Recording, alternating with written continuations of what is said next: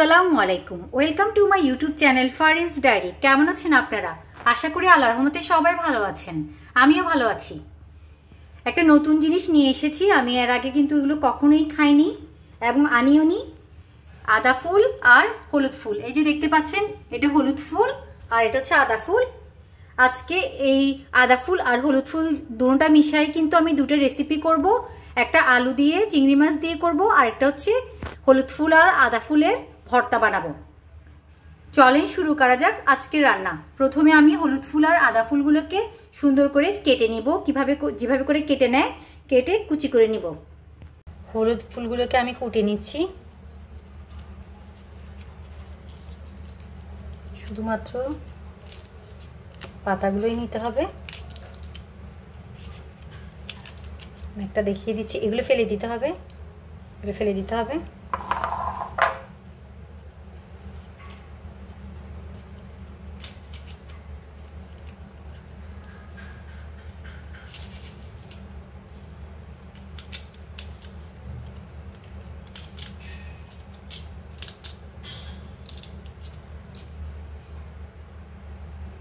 এগুলো ফেলে দিতে হয়।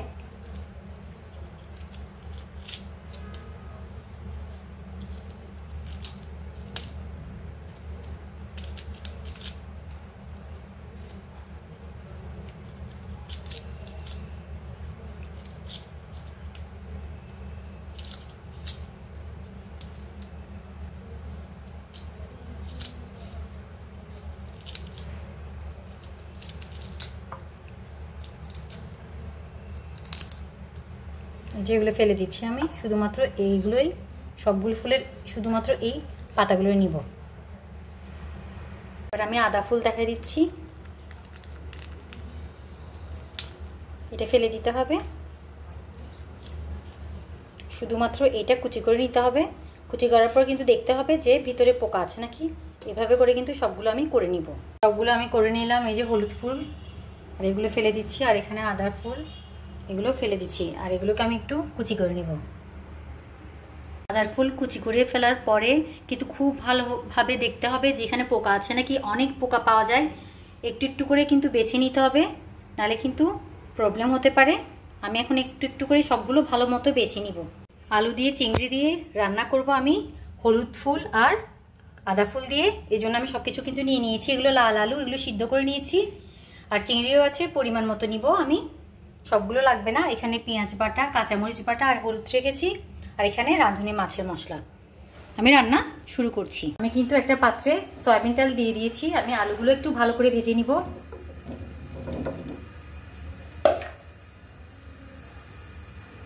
হলুদ দিয়ে দিলাম, লবণও দিয়ে দিলাম। ভালো করে কিন্তু ভেজে নিব আলুগুলো।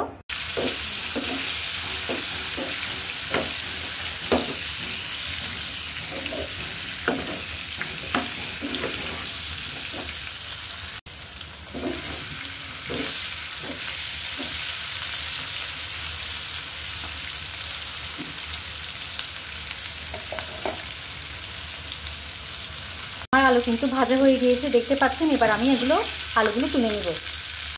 আমি পাত্র চেঞ্জ করে নিয়েছি। পেঁয়াজ বাটা দিয়ে দিলাম, কাঁচামরিচ বাটা, মাছের মশলা,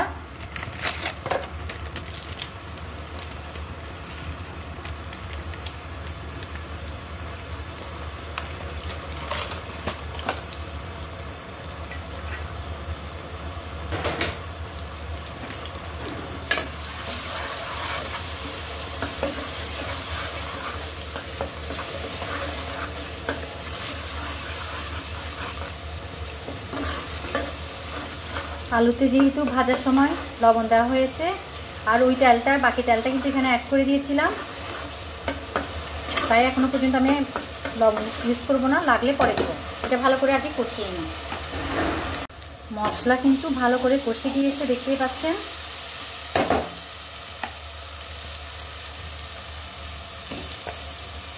আমি চিংড়ি অ্যাড করে দিচ্ছি।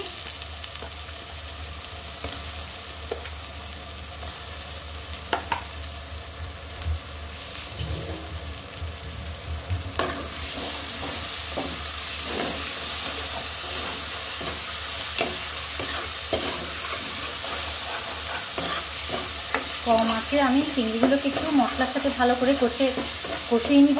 এখন কিন্তু আমি পানি অ্যাড করব না। এর পর্যায়ে আমি ভাজা আলুগুলো দিয়ে দিলাম, যেগুলো আগে আমি সিদ্ধ করে নিয়েছিলাম, এরপর ভেজে নিয়েছিলাম। এগুলোর সাথে কিন্তু মশলা আর চিংড়ির ফ্লেভারটা যেন যোগ হয় সেভাবে করে কিন্তু অনেকক্ষণ ধরে কষিয়ে নিব অল্প আছে। আলু আর চিংড়ি কিন্তু আমি অনেকক্ষণ ধরে কষিয়ে নিয়েছি।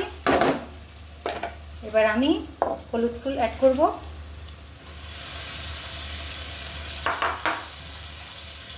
আদা ফুল অ্যাড করব,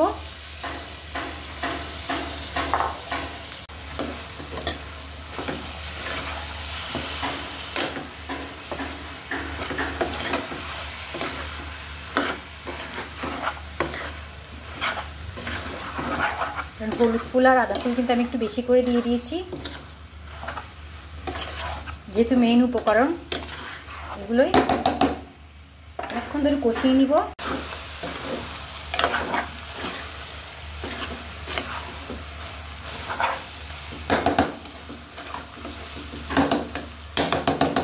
এই পর্যায়ে আমি ঝোলের জন্য পানি অ্যাড করে দিলাম, যেহেতু আমি অনেকক্ষণ ধরে কষিয়ে নিয়েছি।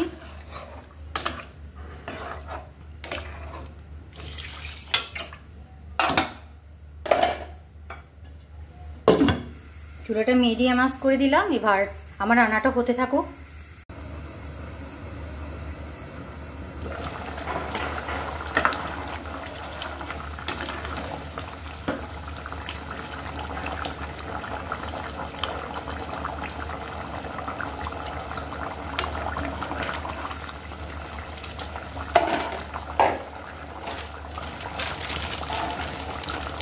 সামান্য পরিমাণ লবণ অ্যাড করলাম। প্রায় হয়ে গিয়েছে, কম আছে আমি কিছুক্ষণ রান্না করে নিব।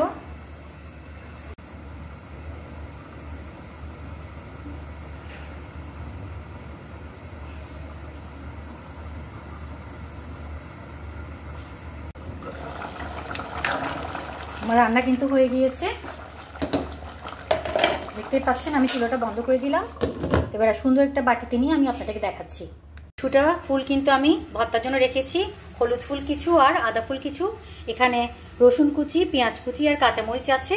এই সবগুলো একটু সয়াবিন তেলে ভেজে নিব।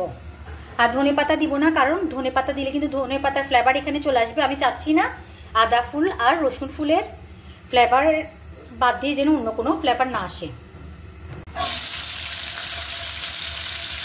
রসুন কুচি, পেঁয়াজ কুচি,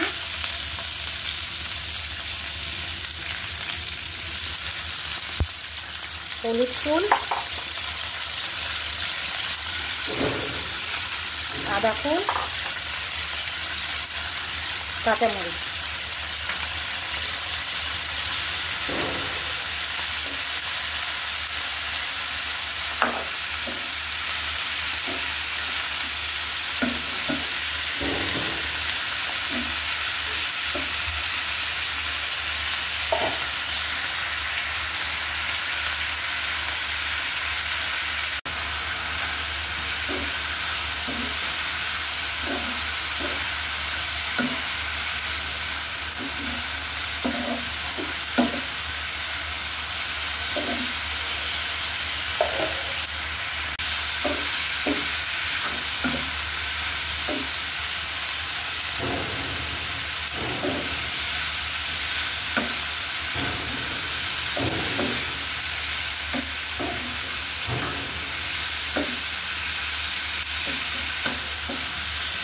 আমার এগুলো কিন্তু ভাজা হয়ে গিয়েছে, আমি চুলা বন্ধ করে দিয়েছি। এগুলো ঠান্ডা হলে আমি ব্লেন্ড করে নিব। আমি কিন্তু ব্লেন্ড করে নিয়েছি ভর্তাগুলোকে। আমি এর আগে কিন্তু লবণ দিইনি।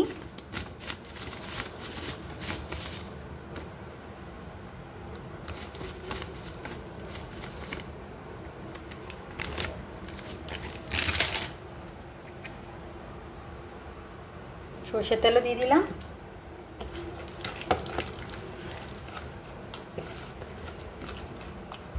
এবার আমি এগুলোকে একটা সুন্দর বাটিতে করে নিয়ে আপনাদেরকে দেখাচ্ছি কেমন হয়েছে। হলুদ ফুল আর আদা ফুল দিয়ে যে আমি যে দুটো রেসিপি করেছি, দুটোটাই কিন্তু আমার হয়ে গিয়েছে। আমি সুন্দর একটা বাটিতে নিয়ে নিয়েছি, দেখতে পাচ্ছেন, যেটা আমি আলু আর চিংড়ি দিয়ে করেছি হলুদ ফুল আর আদা ফুলকে। আর এখানে আছে হলুদ ফুল আদা ফুলের ভর্তা। দুটো রেসিপি কিন্তু দারুণ। আপনারা কিন্তু এখনও যদি ট্রাই না করে থাকেন, ট্রাই করে নেন, চটপট করে, খুবই মজার। তো সবাই ভালো থাকবেন, সুস্থ থাকবেন। আল্লাহ হাফিজ, আসসালামু আলাইকুম।